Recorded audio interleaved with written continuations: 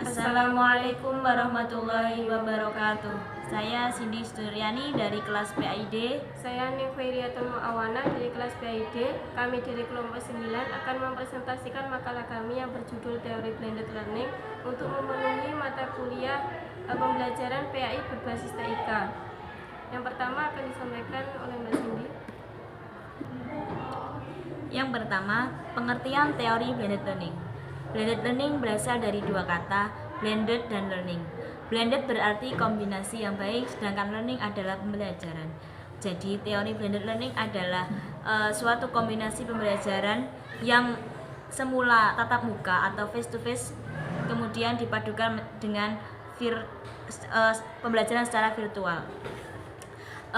Blended learning ini merupakan program pendidikan formal yang memungkinkan siswa belajar paling tidak sebagian melalui konten atau petunjuk secara daring atau online dengan kendali terhadap waktu, tempat, urutan maupun kecepatan belajar. Di mana teori blended ini adalah perpaduan dari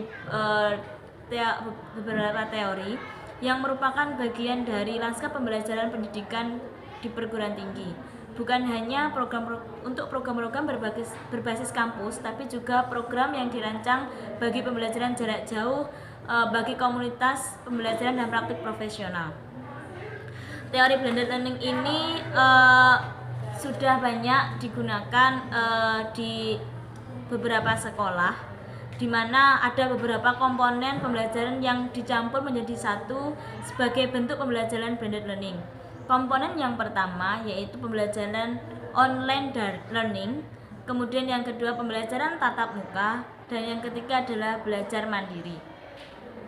Yang pertama, online learning, yaitu dapat disimpulkan bahwa online learning merupakan lingkungan belajar terbuka dengan mempertimbangkan aspek-aspek pembelajaran dan mungkin menggunakan teknologi internet dan berbasis web untuk memfasilitasi proses belajar dan membangun pengetahuan yang berarti. Yang kedua, komponen yang kedua yaitu pembelajaran tatap muka atau face-to-face learning.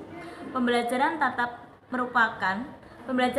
muka merupakan model pembelajaran yang sampai saat ini masih terus dilakukan dan sangat sering digunakan dalam proses pembelajaran.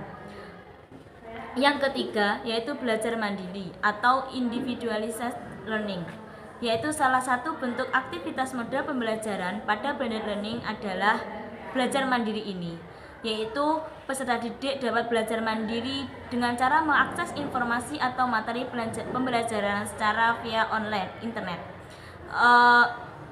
Ada beberapa istilah yang mengacu pada belajar mandiri seperti independent learning, self-direct learning, dan autonomous learning. Seringkali banyak yang salah arti mengenai belajar mandiri sebagai belajar sendiri. Padahal belajar mandiri berarti belajar secara berinisiatif dengan ataupun tanpa bantuan belajar dengan orang lain.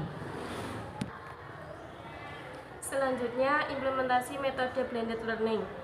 Penerapan blended learning dalam pendidikan dasar dan pendidikan menengah tidak begitu dibutuhkan jika dibandingkan dengan penerapan blended learning yang ada di perguruan tinggi. Hal ini dikarenakan adanya perbedaan pendekatan dan metode pendidikan, terutama di perguruan tinggi yang melaksanakan pendidikan jarak jauh. Pada pendidikan dasar dan menengah harus menerapkan tatap muka dan dalam pembelajarannya. Hanya saja secara teknis pelaksanaan pembelajaran tidak dapat disamakan dengan pelaksanaan pembelajaran di perguruan tinggi yang melaksanakan pembelajarannya secara jarak jauh. Proses pembelajaran blended learning ini dibutuhkan pada saat penyampaian atau pemberian materi pembelajaran, pemberian tugas, sehingga penugasan kepada peserta didik dilaksanakan di luar jam sekolah.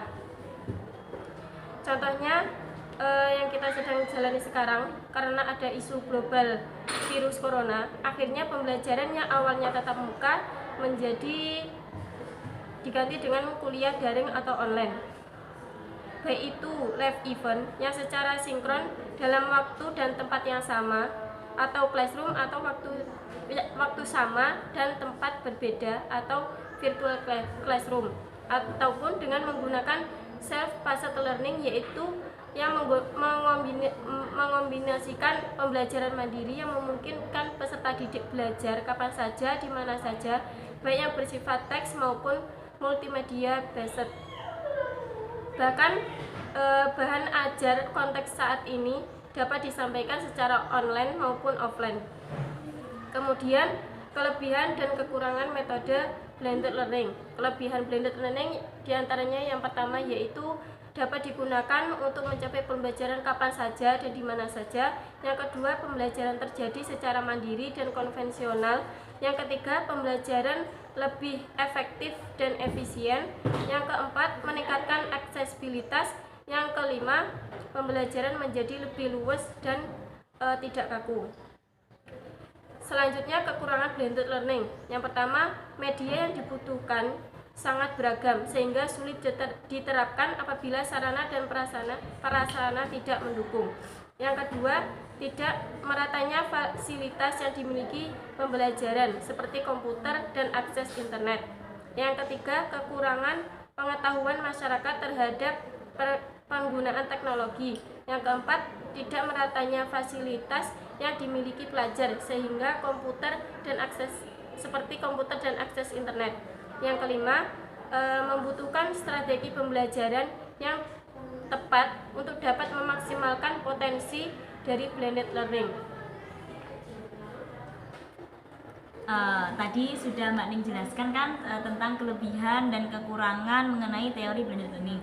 Nah, karena sekarang kita sedang menjalankan proses pembelajaran daring atau online karena terkendala oleh virus corona atau virus COVID-19. Jadi menurut Mbak Ning, bagaimana tentang proses pembelajaran kita menggunakan atau secara jarak jauh atau online ini? Menurut saya dalam pembelajaran ini sudah efektif dan efisien karena kita dapat memanfaatkan teknologi-teknologi yang sudah ada di yang kita miliki, yang sudah ada di sekitar kita. Oh iya.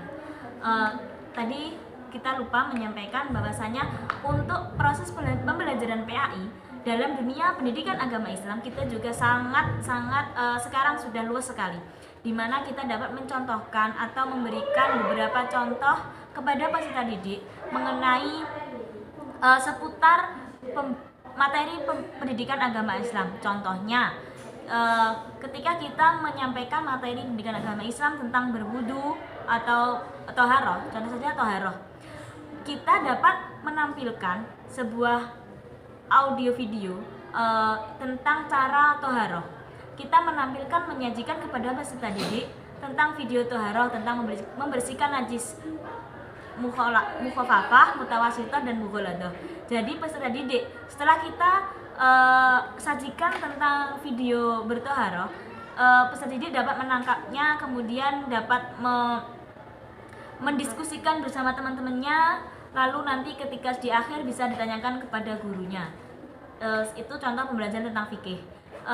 Yang lainnya tentang misalnya pembelajaran akidah akhlak, kita juga dapat memanfaatkan teknologi informasi yang sekarang ini. Contohnya nanti kita dapat menampilkan sebuah video tentang karakter itu. Sekarang yang ada itu kan Nusa dan Rara. Nah, itu kita dapat ditampilkan kepada peserta didik, kemudian peserta didik diminta untuk mengambil hikmah dari video yang kita tampilkan seperti itu.